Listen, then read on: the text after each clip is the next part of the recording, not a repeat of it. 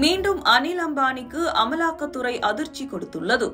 அடுத்தடுத்து அமலாக்கத்துறை அதிகாரிகள் எடுத்துள்ள நடவடிக்கைதான் அனில் அம்பானிக்கு சிக்கலை ஏற்படுத்தியுள்ளது. உண்மையில் நடந்தது என்ன பார்க்கலாம் இந்த காணொளியில்.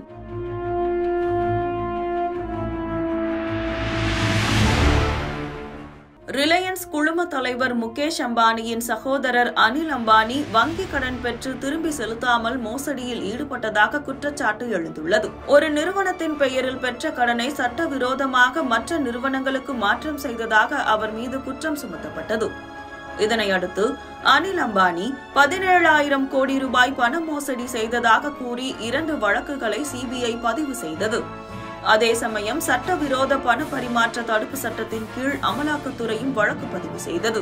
கடந்த 2010 முதல் 2012 காலகட்டத்தில் அனில் அம்பானி குழுமம் உள்நாட்டு மற்றும் வெளிநாடுகளில் இருந்து ரூபாய் 40,185 கோடி கடன் பெற்றதாக அமலாக்கத்துறை கூறியிருந்தது.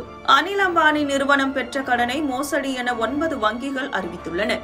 12,600 கோடி ரூபாய் கடனை அடைப்பதற்காக அனில் அம்பானியின் நிறுவனங்கள் 13,600 கோடி ரூபாயை வேறு நிறுவனங்களுக்கு அளித்ததும் 1,800 கோடி ரூபாயை பரஸ்பர நிதியில் முதலீடு செய்ததும் விசாரணையில் தெரியவந்தது.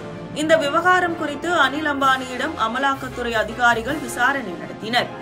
இதுவரை அனில் அம்பானிக்கு சொந்தமான 7,500 கோடி ரூபாய் மதிப்புள்ள சொத்துக்களை அமலாக்கத்துறை முடக்கியிருந்தது. இந்நிலையில் மேலும் 1,452 கோடி ரூபாய் மதிப்புள்ள சொத்துக்களை அமலாக்கத்துறை அதிகாரிகள் முடக்கியுள்ளனர். குறிப்பாக பண மோசடி தடுப்பு சட்டத்தின் கீழ் நவி மும்பையில் உள்ள திருபாய் அம்பானி அறிவு நகரம், மில்லேனியம் வணிக பூங்கா, புவனேஸ்வரில் உள்ள அடுக்குமாடி குடியிருப்புகள் மற்றும் கட்டடங்களை அமலாக்கத்துறை அதிகாரிகள் முடக்கியுள்ளதாக கூறப்படுகிறது. அமலாக்கத்துறையின் இந்த அதிரடி நடவடிக்கையால் அனில் அம்பானியின் முடக்கப்பட்ட சொத்துக்களின் மொத்த மதிப்பு 9,000 கோடி ரூபாயாக அதிகரித்துள்ளது.